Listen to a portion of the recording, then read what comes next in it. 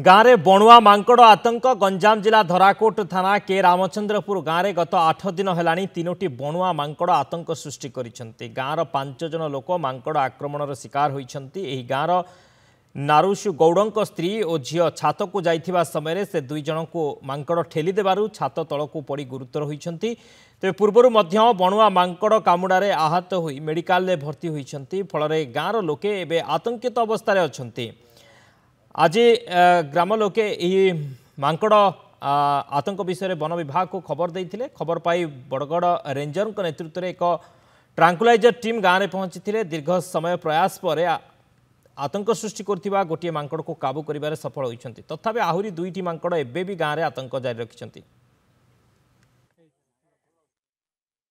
प्राय 10 दिन है गाँव में बिलमाले गाँव भितर समस्त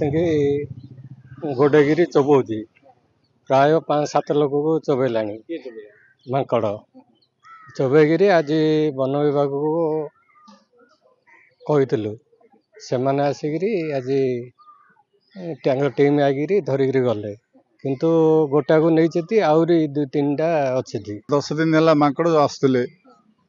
माने ये मांकड़ सब थिले 5-6 लोक 7 लोक चोबेगिरी 8 दिन है भय भ्रांत थिलु आज टीम आसिक मांकड़ गोटे धरी गले गोटे मांकड़ धरी गले आउ प्राय जो दुर्दांत मांकड़ गुराक आउ प्राय 3-4टा खंडे अच्छा समस्ते बाड़ी गोटे गोटे थर जाऊँ कौन जार भय ताकू से राशि सुखाइबा जाइथिले